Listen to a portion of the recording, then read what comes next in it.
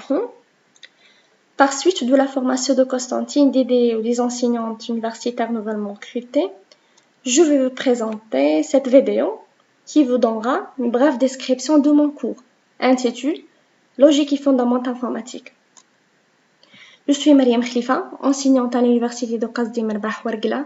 J'ai obtenu mon doctorat à l'université des sciences et technologies Houari Boumadani STHB. Je suis membre actif du laboratoire en recherche en intelligence artificielle à l'ARIA, à l'USTHB. Mes intérêts de recherche portent sur les métaheustiques, problèmes d'optimisation combinatoire, problèmes de planification sportive. J'ai publié quelques articles scientifiques dans des revues internationales et aussi des conférences internationales indexées. Je travaille maintenant au développement de nouveaux algorithmes basés sur la théorie des graphes et des algorithmes d'apprentissage automatique pour résoudre de grandes instances de problèmes de planification sportive. Ou à l'ARIA, en collaborant avec le laboratoire Iran à l'Université de Montréal. Le cours est pour les étudiants de Master 1, spécialité informatique fondamentale, avec RIDE égale à 6 et coefficient égal à 3. Le cours durait 15 semaines et pour l'évaluation, 60% pour l'examen et 40% pour l'évaluation continue. L'évaluation continue est basée sur l'assiduité, la participation, les interrogations, les devoirs et les exposés. Le cours visait à introduire les étudiants à la logique mathématique, et en particulier à la théorie de la démonstration, fournir aux étudiants les bases nécessaires afin de pouvoir comprendre le fonctionnement de la plupart des outils de démonstration automatique développés. À la fin de cette cours, l'étudiant sera capable de poursuivre ensuite des travaux de recherche dans le domaine de la vérification et de la démonstration automatique. Pour que l'étudiant puisse suivre le cours, il doit avoir acquis certaines connaissances sur la logique propositionnelle, la syntaxe et sémantique. Ou autre, il doit avoir des informations de base sur l'analyse. Le module ou le cours consiste de 5 chapitres.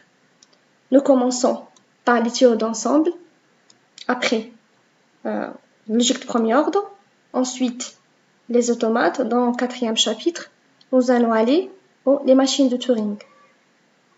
Et dans le dernier chapitre, nous terminons par Random Access Machine. En commençant par les théories d'ensemble.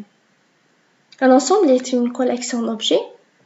Théorie d'ensemble donne comme primitive les notions d'ensemble, d'appartenance à partir desquelles elle a construit les objets usuels des mathématiques. Et dans le 2e chapitre, on étudie la logique de premier ordre. Le calcul propositionnel reste très limité. Il ne permet essentiellement que d'exprimer des opérations booléennes sur des propositions. Nous devons donc étudier la logique de premier ordre afin d'exprimer des propositions ou des propriétés mathématiques. Le 3e chapitre est les automates finis. Est un modèle mathématique de calcul qui peuvent modéliser un grand nombre de problèmes. Par exemple, un distributeur automatique, les flux de circulation, le système d'ascenseur.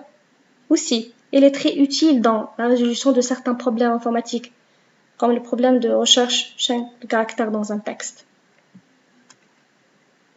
Après, et dans le 4e chapitre, nous allons voir les machines de Turing, qui est un modèle de machine abstrait, introduit en 1936 par le chercheur Alan Turing.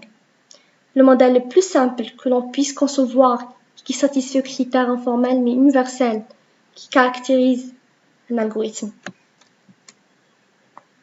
Dans le dernier chapitre, on va aller à l'ERAM, Random Access Machine.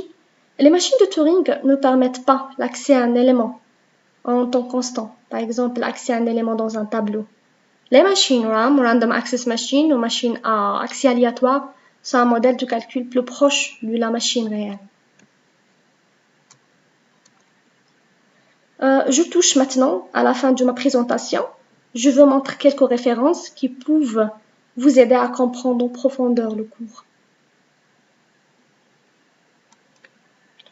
Enfin, je vous remercie et me tiens à votre disposition et n'hésitez pas à me contacter pour toute question. Merci.